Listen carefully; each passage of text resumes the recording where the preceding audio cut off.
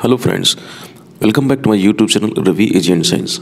Friends, आज के इस वीडियो लेक्चर में हम बीएससी एजी की कानपुर यूनिवर्सिटी का जो ओल्ड सिलेबस है का 7 सेमेस्टर के हम subject title production technology of medicinal aromatic spices and plantation crops, इस सब्जेक्ट टाइटल से एक बिंदु को कवर करने वाले हैं। और साथियों, आज का जो बिंदु है वो है सिट्रोनेला। जैसा कि आपको पता है कि पिछले 2-3 दिन पहले हमने इस सब्जेक्ट टाइटल से संबंधित एक वीडियो लेक्चर को अपलोड किया था अपने चैनल पर ही, और वो था मेंथा का। तो मेंथा के कल्टीवेशन से रिलेटेड हमने वन लाइनर्स को कवर किया था। आज के इस वीडियो लेक्चर में हम कवर करेंगे सिट्रोनेला को। सिट्रोनेला जो आपकी एक एरोमेटिक क्रॉप्स है, और सिट्रोनल जो इसका ऑयल जो काफ़ी ज़्यादा यूज किया जाता है विभिन्न प्रकार के परफ्यूम्स इंडस्ट्री में, और अलग अलग जो है ऑयल्स जहाँ पर एरोमेटिक्स ऑयल का यूज किया जाता है। तो आइए स्टार्ट किया जाए सिट्रोनेला को, और वन बाय वन सारे इंपॉर्टेंट्स वन लाइनर्स को कवर किया जाए। साथियों, उन व्यूअर से जो फर्स्ट टाइम इस वीडियो लेक्चर को देख रहे हैं या फर्स्ट टाइम इस चैनल पर विजिट किया है, अगर उन्होंने चैनल को सब्सक्राइब नहीं किया तो चैनल को सब्सक्राइब कर लें, साथ ही साथ बेल आइकन को भी हिट कर दें, जैसे कि जब भी हम फ्यूचर में कोई वीडियो लेक्चर लेकर आएँ तो उससे वो अधिक से अधिक लाभ ले सके। आइए स्टार्ट किया जाए वीडियो लेक्चर को, और वन बाय वन सारे इंपॉर्टेंट पॉइंट्स को कवर किया जाए। तो सबसे पहले हम सिट्रोनेला का जो वानस्पतिक नाम है, इसका बॉटनिकल नेम उसको जानते हैं। तो साथियों, इसका जो बॉटनिकल नेम है वो है सिम्बोपोगान विंटेरिनस। सिम्बोपोगान विंटेरिनस इसका बॉटनिकल नेम है, सिम्बोपोगान और विंटेरिनस, ठीक है। और इसकी फैमिली जो है वो है पोएसी, या इसे आप ग्रास फैमिली भी कह सकते हैं, या इसे आप ग्रैमनी भी कह सकते हैं। लेकिन पोएसी ये जो है आपका पोएसी जो नेम है ये इसका न्यू नेम है, और ग्रास फैमिली इसका अदर नेम है, और ग्रैमनी इसका पुराना नाम है। और साथियों, इसके हैबिटेट की बात करें तो किस प्रकार की नेचर का ये प्लांट है, तो ये एरोमेटिक और पेरेनियल क्रॉप्स के अंतर्गत आता है, ठीक है। ये एरोमेटिक है, मतलब सुगंधित, जिसका ऑयल जो निकल आता है सिट्रोनल ऑयल, और पेरेनियल काफ़ी बहुवर्षीय पौधा होता है।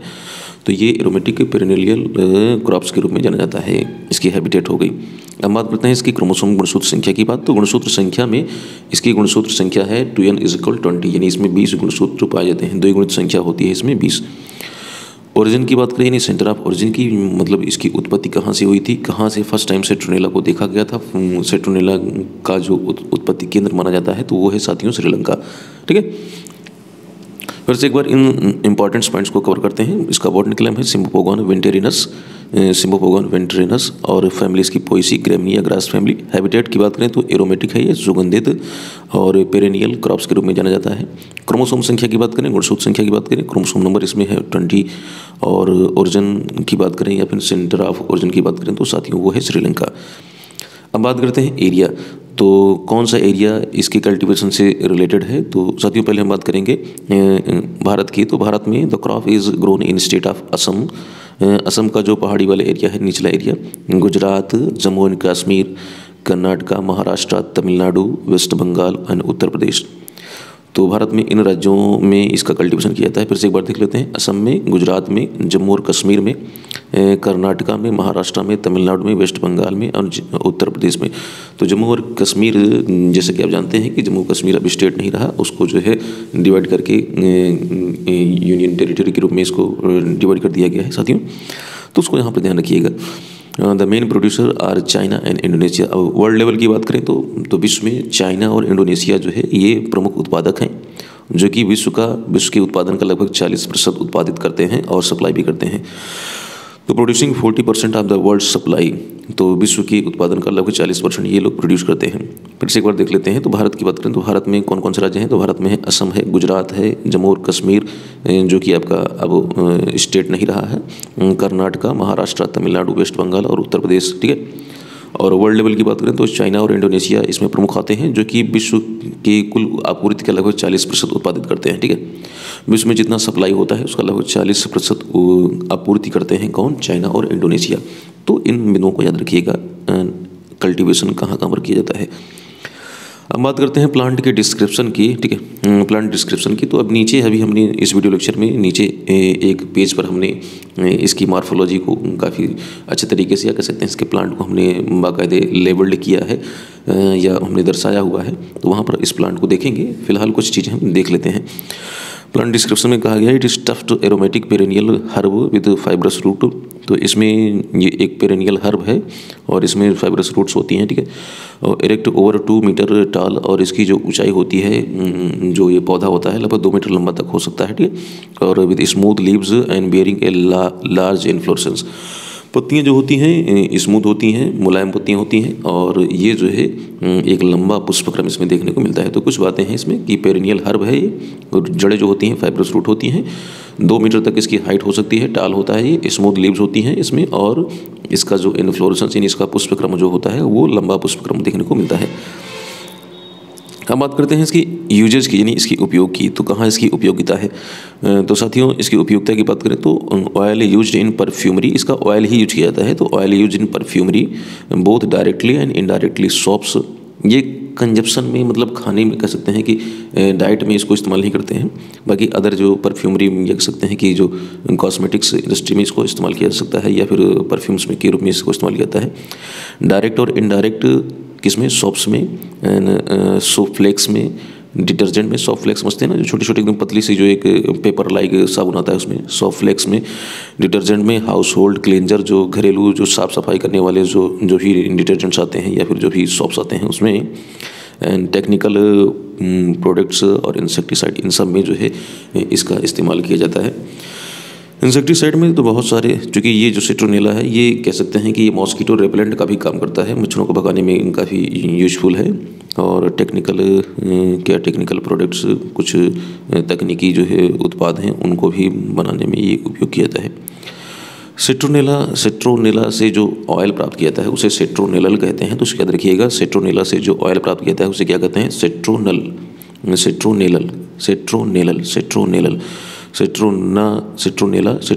उसमें एक एल लगा दीजिए तो सिट्रोनेलल हो गया, तो ये उसका ऑयल हो गया। तो citronella chemical obtain from citronella. तो सिट्रोनेला से जो केमिकल प्राप्त किया जाता है उसे कहते हैं सिट्रोनेलल, ठीक है। ये क्या है? सिट्रोनेलल वो केमिकल है जो सिट्रोनेला से प्राप्त किया जाता है। Is occasionally used in traces in flower composition of the citrus, cherry and ginger, ठीक है। इसका इस्तेमाल किया जाता है सिट्रोनेलल का किसके लिए? तो ट्रेस करने के लिए, मतलब पहचानने के लिए फ्लावर्स कंपोजिशंस का, पुष्पों के जो है संगठन में, जैसे साइट्रस, चेरी और जिंजर। साइट्रस, चेरी और जिंजर के पुष्प संगठन को पहचानने के लिए इसका हम सिट्रोनेलल का यूज करते हैं। सिट्रोनेलल का यूज किया जाता है विभिन्न प्रकार के पुष्प संगठनों को पहचानने में, जैसे साइट्रस हो गया, चेरी हो गया, जिंजर में, ठीक है। However the greatest importance of citronella, लेकिन फिर भी बात करें तो इसका जो सबसे ज़्यादा इम्पॉर्टेंट यूज है वो है सिट्रोनेलल का as a starting material for further derivatives. तो कुछ व्युत्पन्न हैं, कुछ व्युत्पन्न पदार्थ हैं जिनके उत्पादन में इसका एज ए स्टार्टिंग मटेरियल के रूप में इस्तेमाल किया जाता है। तो कौन से हैं? तो यही ऊपर लिखा हुआ है, हाइड्रोक्सी सिट्रोनेल, ठीक है। हाइड्रोक्सी सिट्रोनेलल, ठीक है। हाइड्रोक्सी सिट्रोनेलल को जो है उत्पादित करने में, ठीक है, इसका इस्तेमाल किया जाता है सिट्रोनेलल का, ठीक है। बस इतना बहुत है इसमें। आइए अब जानते हैं इसके सॉइल के बारे में, मृदा के बारे में। तो सॉइल की बात करें तो सॉइल जो है आपका वो सैंडी लोम सॉइल, जिसमें कि कार्बनिक पदार्थों की प्रचुरता पाई जाए, जिसमें कार्बनिक पदार्थ बहुतायत मात्रा में पाए जाएँ। Sandy loam soil with abundant organic material. तो बलुई दोमट मृदा जिसमें कि बहुतायत मात्रा में, अच्छी खासी मात्रा में जो है कार्बनिक पदार्थों की प्रचुरता हो, अधिकता हो, ऐसी मृदा इसके लिए काफ़ी अच्छी होती है। और दूसरे बिंदु की बात करते हैं कि heavy clay soils and Sandy soils. मतलब हैवी क्ले सॉइल मतलब जो भारी जो क्ले मृदा है, ठीक है, और या फिर सैंडी सॉइल्स या फिर कह सकते हैं बलुई मृदा, ये जो है इसकी ग्रोथ के लिए अच्छी मानी नहीं जाती है, ठीक है। तो सपोर्ट गुड ग्रोथ क्या, do not support good growth of the plant. तो हैवी क्ले सॉइल, तो याद रखिएगा इनको, हैवी क्ले सॉइल और Sandy soil. Heavy clay soil और सैंडी सॉइल इसकी ग्रोथ के लिए अच्छी नहीं मानी जाती हैं। और पीएच रेंज की बात करें तो पीएच रेंज जो होता है वो होता है 5.8 से 6, ठीक है। तो लगभग 6 के समथिंग पीएच इसके लिए बहुत अच्छा माना जाता है। 5.8 से 6 पीएच इसका काफ़ी अच्छा माना जाता है। अब बात करते हैं क्लाइमेट की, जलवायु की बात करते हैं। तो ट्रॉपिकल और सब ट्रॉपिकल कंडीशन इसके लिए काफ़ी अच्छी मानी जाती है इसकी ग्रोथ के लिए। और it's require abundant moisture and sunshine for good growth. और इसकी ग्रोथ के लिए, अच्छी ग्रोथ के लिए पर्याप्त मात्रा में आर्द्रता और धूप की भी आवश्यकता होती है, सनशाइन की आवश्यकता होती है। तो मॉइस्चर और सनशाइन दोनों की आवश्यकता होती है इसकी अच्छी ग्रोथ के लिए। ये था क्लाइमेट ट्रॉपिकल एंड सब ट्रॉपिकल। और अच्छी ग्रोथ के लिए इसे जो है मॉइस्चर की भी आवश्यकता होती है, आर्द्रता की भी, और साथ साथ सनशाइन की भी आवश्यकता होती है। चूँकि पेरिनियल क्रॉप है तो एज ए कह सकते हैं कि सीजनल जो है इसे जो है कभी कभी आर्द्रता की ज़्यादा आवश्यकता होती है और सनशाइन की भी आवश्यकता होती है, ठीक है। दोनों कंडीशन इसके लिए अच्छी मानी जाती है। और अब बात करते हैं गुड रेनफॉल। इसके हम वर्षा की बात करें, वर्षा की मात्रा कितनी होनी चाहिए, तो ठीक ठाक अच्छी मात्रा में वर्षा होना चाहिए। तो a good rainfall of about 2000 to 2050 mm well spread over the year and high atmospheric humidity. एक अच्छी वर्षा लगभग 2000 से 2500 mm वर्षा जो है पूरे वर्ष जो है, और हाई एटमॉस्फेरिक ह्यूमिडिटी और उच्च जो है कह सकते हैं कि वायुमंडलीय जो है आर्द्रता, इसके लिए काफ़ी अच्छी मानी जाती है, ठीक है। तो वर्षा की काफ़ी अच्छी मात्रा जो है, क्योंकि इसमें वेजिटेटिव ग्रोथ ही बेहतर होता है। और ख़ासकर जब इसको हम लगाते हैं तो इसमें हम इसको रिजेज पे लगाते हैं, कह सकते हैं कि छोटी छोटी मेड़े बना लेते हैं, मेड़ों पे इसकी रोपाई करते हैं, ट्रांसप्लांट करते हैं, प्लांटिंग करते हैं। और इसके लिए वर्षा की मात्रा हमने बता दी है कि 2000 से 2500 इसके mm जो है इसके लिए अच्छी वर्षा मानी जाती है, जो कि पूरे वर्ष होती रहे। और साथ साथ हाई एटमॉस्फेरिक ह्यूमिडिटी, उच्च जो है वातावरणीय जो है कह सकते हैं वायुमंडलीय आर्द्रता, इसके लिए बहुत बेहतर मानी जाती है। प्रोपेगेशन की बात करें साथियों, तो प्रोपेगेशन यानी प्रोपेगेशन में से प्रवर्धन कैसे किया जाता है इसमें, तो इसको लगाते कैसे हैं। क्योंकि है तो ये पेरेनियल बहुवर्षीय है, फिर भी इसमें सीड नहीं इस्तेमाल किया जाता है, इसका वेजिटेटिव पार्ट्स यूज किया जाता है इसके प्रोपेगेशन के लिए। तो citronella as a perennial grass, ये बहुवर्षीय ग्रास है। हाउ एवर, लेकिन फिर भी कहेंगे कि it does not produce viable seed, लेकिन ये फिर भी ये जो है कह सकते हैं कि वायबल सीड या जो जर्मिनेट कर सके सीड, इस टाइप से सीड को प्रोड्यूस नहीं कर पाती है। तो सिट्रोनेला पेरेनियल ग्रास है, लेकिन फिर भी ये वायबल सीड को प्रोड्यूस नहीं कर पाती। तो क्या करेंगे इसके लिए हम, तो द स्पीसीज, यहाँ पर थोड़ा सा मिस्टेक हो गया है, इसको आप समझ लीजिएगा। The species can be propagated only vegetatively by slips. ये जो स्पीसीज है इसका जो है प्रोपेगेशन किया जाता है स्लिप्स के द्वारा। स्लिप्स क्या है, नीचे हमने फिगर में दिखाया हुआ है स्लिप्स। स्लिप्स जो होता है ये इसका जो है जो रूट एरिया वाला जो पार्ट्स होता है उसे स्लिप्स कहते हैं। These slips are the unit of propagation, और ये जो स्लिप्स होती हैं इसे ही यूनिट ऑफ प्रोपेगेशन के रूप में जाना जाता है। Fibrous roots and leaves should be trimmed before planting. जो ज़्यादा रेशेदार जड़ें हैं, मतलब जो काफ़ी ज़्यादा फैली हुई जड़ें हैं, तो उनको जड़ों को हम काट देते हैं, ट्रिम कर देते हैं। और साथ ही साथ जो है जो लिप्स होती हैं, पत्तियां, जो हमें लगे कि हाँ काफ़ी ज़्यादा भारी भरकम हो जाएगा हमारा जो ये स्लिप्स, तो स्लिप्स को हम मतलब बेहतर शेप देने के लिए उसकी जड़ों को भी काट देते हैं काफ़ी, मतलब जो ज़्यादा फैली हुई हैं, और साथ ही साथ पत्तियों को भी हम ट्रिम कर देते हैं, ठीक है। तो प्रोपेगेशन करने से पहले ये सब चीज़ें अपनाई जाती हैं। अब बात करते हैं सीजन ऑफ प्लांटिंग। प्लांटिंग कब करेंगे, प्लांटिंग का क्या सीजन होगा। तो साथियों जो मानसून की शुरुआत में, जैसे मानसून आता है तो onset of monsoon is the best time. Monsoon की शुरुआत में जो है, मानसून के आने पर जो है इसका हम प्लांटिंग कर दें तो बहुत अच्छा माना जाता है। और the field should be enough moisture at the time of planting, और उस समय जिसमें हम प्लांटिंग कर रहे हैं तो उसमें काफ़ी ज़्यादा अच्छी मात्रा में जो है मॉइस्चर यानी आर्द्रता का होना बहुत ज़्यादा ज़रूरी है, ठीक है। तो सीजन ऑफ प्लांटिंग की बात करें तो मानसून के आते वक्त, मतलब जब मानसून आ रहा हो, ठीक है, तो मानसून के आगमन पे कह सकते हैं। तो मानसून के आगमन पर अगर इसकी हम ट्रांसप्लांटिंग करते हैं, इसकी प्लांटिंग करते हैं तो बहुत अच्छा समय माना जाता है ये। और फील्ड जो है, हमारी जो भूमि है, जो लैंड है, उसमें पर्याप्त मात्रा में मॉइस्चर होना चाहिए ट्रांसप्लांटिंग के समय, प्लांटिंग के समय, ठीक है। अब बात करते हैं स्पेसिंग की। तो कितना स्पेस रखेंगे, अंतराल कितना रखेंगे प्लांट टू प्लांट, या रो टू रो को हम कितना स्पेस रख देंगे। तो एवरेज सॉइल अगर मतलब बहुत अच्छी मृदा नहीं है तो वहाँ पर हम 60 सेंटीमीटर का हम डिस्टेंस रखेंगे, स्पेसिंग करेंगे। लेकिन अगर अच्छी मृदा है, हाईली फर्टाइल सॉइल है, तो हम 90-90 का भी कर सकते हैं। 90-90 कर देंगे, मतलब ज़्यादा थोड़ा स्पेस कर देंगे, तब भी जो हमारी क्रॉप जो होती है काफ़ी एरिया को अच्छी तरीके से कवर कर लेती है। लेकिन अगर हमारी मृदा सही नहीं है, अच्छी मृदा नहीं है, तो एवरेज सॉइल है तो हम 60x60 सेंटीमीटर को हम मान्यता देते हैं। इतना ही हम लोग जो है स्पेसिंग करते हैं। लेकिन अगर हमारी मृदा अच्छी है तो 90x90 सेंटीमीटर तक हम इसको रख सकते हैं। जैसे 60 हो गया, ठीक है, ये 60 हो गया, ये एवरेज में। लेकिन अगर मृदा हमारी बहुत अच्छी है तो इसको हम थोड़ा स्पेसिंग बढ़ा देंगे। अब स्पेसिंग हम इतना कर देंगे, ये 60 वाला 60x60 है, ये 90x90 है। तो ये जो एरिया को कवर कर लेगा, अगर मृदा अच्छी है तो ये जब ग्रोथ करेगा तो एरिया को कवर कर लेगा, ठीक है। तो इस तरीके से एरिया को कवर किया सकता है। अब बात करें वैरायटीज़ की, किस्में कौन कौन सी हैं, तो किस्मों को याद रखिएगा, बहुत ही ज़्यादा इंपॉर्टेंट है। पहली वैरायटी है जोरहाट C2, दूसरी है जावा 2, अगली है जोर लैब C2, RRI जोर 3 1970, सीमैप बायो-13, मंजूसा, मंदाकिनी और जल पल्लवी। तो ये कुछ वैरायटीज़ हैं, इनको याद रखिएगा, बहुत ही ज़्यादा इंपॉर्टेंट हैं। जैसे जावा 2 याद रख सकते हैं आप, और मंजूसा याद रख सकते हैं, मंदाकिनी याद रख सकते हैं, जल पल्लवी याद रख सकते हैं, और जोर लैब याद रख सकते हैं, और जोर हार्ट C2। ये कुछ वैरायटियाँ हैं जिनका आप नाम याद रखिएगा, इंपॉर्टेंट हैं, एग्जाम में आपके पूछा जा सकता है कि मंजूसा जो वैरायटी है वो निम्न में किसकी वैरायटी है। तो उसमें आपको ऑप्शन दे सकता है कि लेमन ग्रास की है, सिट्रोनेला की है, मेंथा की है, ठीक है, या फिर और कोई ऑप्शन में दे सकता है। तो उसमें आपको पता होना चाहिए कि मंजूसा वैरायटी, मंदाकिनी वैरायटी, जल पल्लवी वैरायटी, जोर हार्ट C2, जावा 2, जोर लैब C2, ये सब वैरायटियाँ किसकी हैं? ये सब वैरायटियाँ हैं सिट्रोनेला की। आइए आगे चलते हैं अगले बिंदु की तरफ, और अब जानते हैं मेथड ऑफ प्लांटिंग, कैसे प्लांटिंग करेंगे, प्लांटिंग करने का तरीका क्या है। तो स्लिप्स जो होती हैं, मतलब जिनको हम प्रोपेगेशन यूनिट मानते हैं, तो जो प्रोपेगेशन यूनिट है, जो स्लिप्स हैं, slips are planted vertically about 10 centimetre deep. तो इसको हम ऐसे लगाते हैं, जैसे ये स्लिप्स है हमारा, ठीक है, ये स्लिप्स है, ये वाला हमको पार्ट लगाना है, तो इसको हम वर्टिकली, इसे लैंड है तो लैंड में ऐसे वर्टिकली इसको लगा देंगे, और इसकी गहराई करेंगे 10 सेंटीमीटर, इसको भूमि में 10 सेंटीमीटर के समथिंग इसको भूमि में हम अंदर डिप कर देंगे, ठीक है, ये आसानी से जो है ये प्लांटेड हो जाए और गिरे ना, ठीक है। तो स्लिप्स आर प्लांटेड वर्टिकली मतलब ऐसे उदग्र, ठीक है, वर्टिकली अबाउट 10 सेंटीमीटर डीप। तो गहराई मृदा में इसकी जो है 10 सेंटीमीटर, इसको हम मृदा में जो है डीप जो है इसको हम प्लांट करेंगे। अब बात करते हैं planting should be done on ridge to avoid water logging. तो कभी कभी अगर बहुत ज़्यादा वर्षा हो जाती है तो वाटर लॉग को रोकने के लिए हम क्या करते हैं, इनकी हम ट्रांसप्लांटिंग करते हैं मेड़ों पर। तो ऐसे मेड़ बना लेते हैं, इन मेड़ों पर जो है इनकी ट्रांसप्लांटिंग की जाती है, ठीक है। तो मेड़ बना लेंगे, मेड़ों पर ट्रांसप्लांटिंग करेंगे।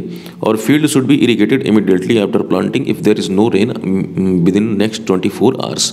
कह रहे हैं कि अगर आपने प्लांटिंग किया और भूमि में आपके पर्याप्त नमी नहीं है तो आपको इरिगेशन करने की आवश्यकता है 24 घंटे के अंदर ही, अगर बारिश नहीं हुई है। अगर मान लीजिए चूँकि मानसून के समय में इसकी प्लांटिंग की जाती है, तो पता लगे आपने लगा दिया, फील्ड में प्लांटिंग कर दी और उसके बाद बारिश हो गई, तब तो हमें इरिगेशन करने की आवश्यकता है ही नहीं। लेकिन अगर आपने प्लांटिंग किया और आपकी भूमि में, मृदा में जो प्रॉपर मॉइस्चर नहीं है, तो फिर ये फसल के लिए थोड़ा सा नुकसानदायक हो सकती है, फसल आपकी अच्छी तरीके से ग्रो नहीं कर सकती है। तो इसलिए हमें 24 घंटे के अंदर जो है उसको इरीगेट करना ज़रूरी होता है, अगर रेनफॉल नहीं होती है, ठीक है। अब बात करते हैं इंटर कल्चर ऑपरेशंस की, या वीड कंट्रोल कह सकते हैं। तो वीड कंट्रोल के लिए तो field should B weed free, जो हमारी भूमि है, जो सॉइल है, या कह सकते हैं जो लैंड है, वो वीड फ्री होनी चाहिए, वो खरपतवार मुक्त होनी चाहिए। So manually running cultivator in between rows. तो इसके लिए क्या करेंगे, हाथों से ही, ठीक है, मैनुअली या फिर रनिंग कल्टीवेटर जो है, जो कि हमने मेड़ों पर लगाया हुआ है, ठीक है, ऐसे एक मेड़ हो गई, दूसरी मेड़ हो गई, तो इन दोनों मेड़ों के बीच में कल्टीवेटर को आप चला करके, तो बीच में जो खरपतवार हैं उनको आप उखाड़ सकते हैं, उनको नष्ट कर सकते हैं। तो रनिंग बिटवीन क्या है, रनिंग कल्टीवेटर इन बिटवीन रोज के बीच में आप वो कल्टीवेटर को रन करके, उनको चला करके जो वीड्स हैं, खरपतवार हैं, उनको नष्ट कर सकते हैं। इसके साथ साथ आप कुछ हर्बिसाइड का भी इस्तेमाल कर सकते हैं। तो सेलेक्टिव हर्बिसाइड, लाइक कुछ सेलेक्टिव हर्बिसाइड हैं जिनका आप इस्तेमाल कर सकते हैं, जैसे सिमाजिन हो गया 1.5 किलोग्राम पर हेक्टेयर के हिसाब से, डियोरोन हो गया, इसको 1 kg पर हेक्टेयर के एप्लीकेशन रेट के अकॉर्डिंग, और ऑक्सीफ्लोरोफेन हो गया, ये इसकी मात्रा रखेंगे 0.25 kg पर हेक्टेयर। और ये सब यूज किए जाते हैं प्री प्लांटिंग, यानी जब आप प्लांटिंग कर रहे हैं उसके जस्ट पहले ही। और इसके बाद ये सब तो जो प्रोसेस हमने बताया कि मैनुअली हाथ के द्वारा और रनिंग कल्टीवेटर्स, ठीक है, तो हाथों के द्वारा ये तो हमेशा होता रहेगा, क्योंकि पेरिनियल क्रॉप है। तो अब ऐसा तो है नहीं कि एक बार 2 बार आप खरपतवार निकाल देते हैं तो आपका काम समाप्त हो जाता है, तो ऐसा नहीं है, खरपतवार उगते रहेंगे टाइम टू टाइम। तो आपको हाथों के द्वारा या कल्टीवेटर के द्वारा जो है इनका इस्तेमाल कर सकते हैं। और हर्बिसाइड का आप पहले साल में ही इस्तेमाल करेंगे, फर्स्ट ईयर में। जो हर्बिसाइड हमने बताया इसको आप प्रयोग करेंगे फर्स्ट ईयर में, क्योंकि ये सब प्री प्लांटिंग हर्बिसाइड है, तो इसको आप पहले साल में ही इसका इस्तेमाल करेंगे।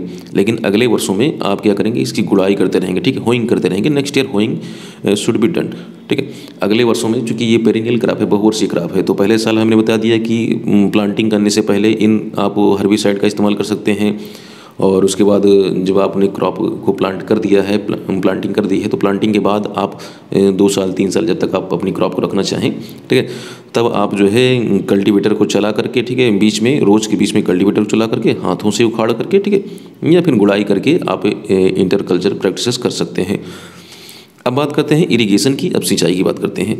तो साथियों, सिंचाई में पहली फर्स्ट मंथ ऑफ प्लांटिंग, जिस मंथ में आपने प्लांटिंग किया हुआ है तो वहाँ पर आप क्या करेंगे, ट्वाइस ए वीक, एक सप्ताह में 2 बार सिंचाई करेंगे।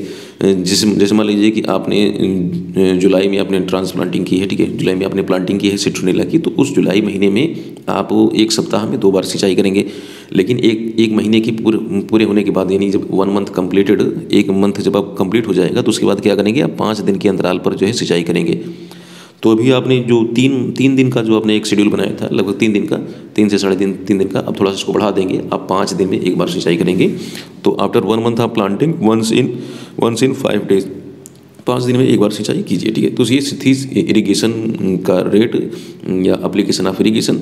तो इरिगेशन आप करेंगे जिस मंथ में आपने प्लांटिंग किया है तो उस मंथ में आप करेंगे 2 बार सिंचाई एक सप्ताह में, और 1 मंथ पूर्ण होने के बाद, कंप्लीट होने के बाद आप 5 दिन के अंतराल पर सिंचाई कर सकते हैं। अब बात करते हैं मैन्यूर एंड फर्टिलाइज़र की।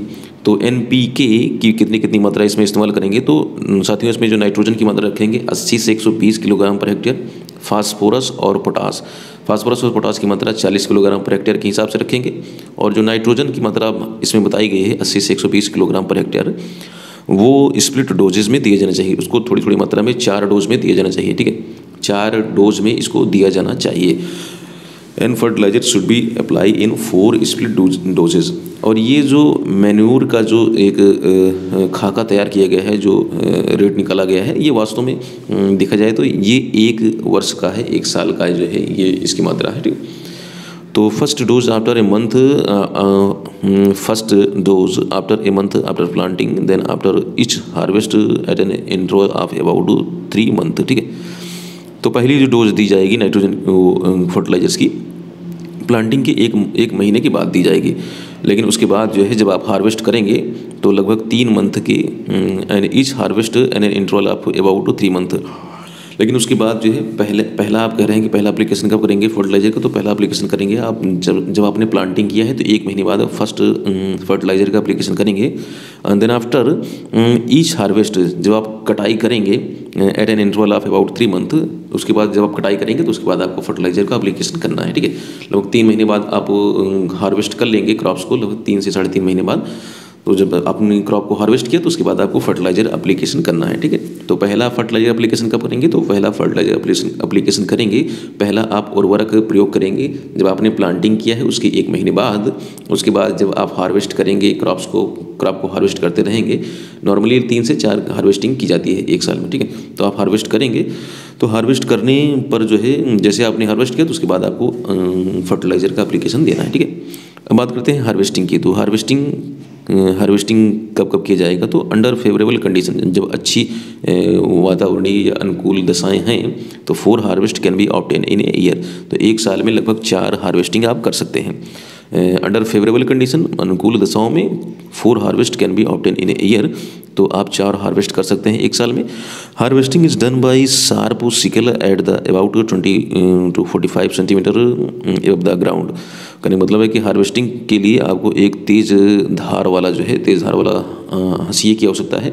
अब तेज़ धार वाला हंसिये क्या मतलब है, क्योंकि हम क्रॉप्स को मतलब एक ही बार में अगर आप तेज़ धार वाला हंसिया नहीं रखेंगे तो जब नेक्स्ट अगली क्रॉप जो हमारी जो है, चूँकि अभी हम क्रॉप्स को उखाड़ नहीं रहे हैं, ठीक है, उसको डिगिंग आउट नहीं कर रहे हैं, हम जो है क्रॉप्स को केवल कट कर रहे हैं, क्योंकि यही क्रॉप फिर से आगे जो है प्रोपेगेट करेगी। क्रॉपिंग जो हमारा क्रॉप अभी 1-2 साल और चलेगी, ठीक है। तो इसके लिए हमें तेज़ धार वाले हंसिये का इस्तेमाल करना चाहिए, जिससे कि जो है कह सकते हैं कि उसमें जो हमारा प्लांट है उस प्लांट में बढ़िया अच्छी मात्रा में अच्छे तरीके से जो है नए किले या कह सकते हैं बड्स या लीव्स फिर से निकलेंगी। अगर आप तेज़ धार वाले हथियार का प्रयोग नहीं करेंगे तो फिर वो कह सकते हैं कि जो प्रोपेगेशन है वो सही तरीके से हो नहीं पाएगा, ठीक है। और जो ऊंचाई बताई गई है ग्राउंड से वो 20 से 45 सेंटीमीटर आप ऊंचाई पर इसको हार्वेस्ट करेंगे। First harvesting should be done after 6 month of planting. जब आपने प्लांटिंग किया है तो उसके 6 महीने बाद आप पहली कटाई करेंगे। The second and subsequent harvest can be taken thereafter 2.5 to 3 month interval। तो पहली आप कटाई करेंगे जब आपने प्लांटिंग किया है, ठीक है। प्लांटिंग करने के 6 महीने बाद आप पहली कटाई करेंगे, उसके बाद आप दूसरी और अन्य जो कटाइयाँ करेंगे, ठीक है, जो भी अन्य हार्वेस्टिंग करेंगे वो सब आप 2.5 से 3 महीने के अंतराल पे करते चले जाएंगे, ठीक है। तो पहली इन चीज़ों को याद रखिएगा कि फर्स्ट जो हार्वेस्टिंग की जाएगी प्लांटिंग के 6 महीने बाद की जाएगी साथियों, और जो दूसरी और उसके बाद की जो अन्य जो कटाई या हार्वेस्टिंग आएंगी वो सब 2.5 से 3 महीने के अंतराल पर सब होंगी। ठीक है, आइए बात करते हैं रोटेशनल क्रॉप की। तो ये जो लेमन ग्रास है, चूँकि पेरिनियल क्रॉप है, पेरिनियल ग्रास है, तो इसके साथ साथ हम कुछ और भी क्रॉप्स को हम लगा देते हैं रोटेशनल क्रॉप के रूप में। तो साउथ रीजन में हम हॉर्स ग्राम का इस्तेमाल करते हैं और नॉर्थ इंडियन प्लेन्स में काउपिया, सनहेम्प या सनई का प्रयोग किया जाता है। तो इनको याद रखिएगा, इंपॉर्टेंट है कि सिट्रोनेला के साथ में रोटेशनल क्रॉप्स कौन सी लगाई जाती हैं, कौन सी क्रॉप्स को इस्तेमाल किया जाता है। तो हॉर्स ग्राम का प्रयोग किया जाता है साउथ रीजन में, दक्षिण क्षेत्र में, और नॉर्थ इंडियन प्लेन्स में किया जाता है काउपिया, सनहेम्प या सनई का इस्तेमाल। अब बात करते हैं उपज की ईल्ड की। तो चूँकि इसमें जो इसका जो हर्ब वाला पार्ट है, या कह सकते हैं इसका जो लीव्स है या इसके स्टेम्स हैं, यही हमारे लिए इम्पॉर्टेंट है। और इसमें इसके पत्तियों से और इसके तनों से ऑयल निकाला जाता है, ऑयल का एक्सट्रैक्शन किया जाता है, तेल का निष्कर्षण किया जाता है। तो इसमें जो ऑयल का कंटेंट है वो लगभग 1% के समथिंग होता है, कहीं कहीं पर दिया गया है 0.8%, तो लगभग 1% के ही समथिंग मान के चलते हैं इसको।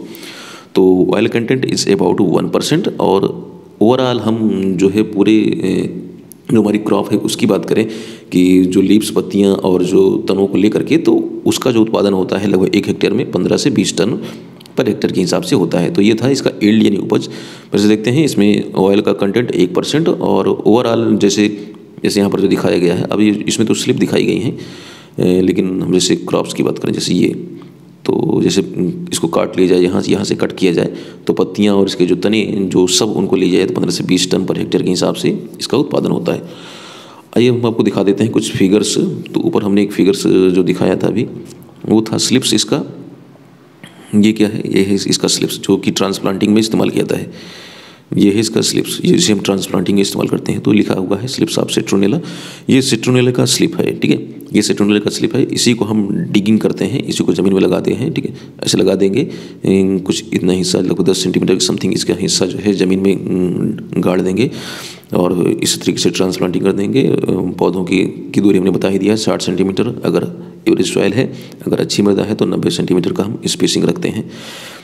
ये है एक प्लांट जब एक अच्छी मात्रा में ग्रो कर जाता है सही तरीके से, जब इसका जो है ग्रोथ टाइमिंग होता है, तब उस समय इस तरीके से काफ़ी ज़्यादा जो है फैला हुआ पत्तियाँ, इसकी सॉफ्ट पत्तियाँ होती हैं, इस तरीके से पौधा दिखाई देता है।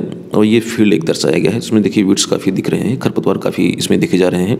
ये इस तरीके से लाइनों में इसको बोया गया है। वैसे जिन्होंने रिजिस्ट का प्रयोग नहीं किया है, वैसे मेड़ों पर अगर इसकी हम रोपाई करते हैं, प्लांटिंग करते हैं, तो बहुत अच्छा माना जाता है।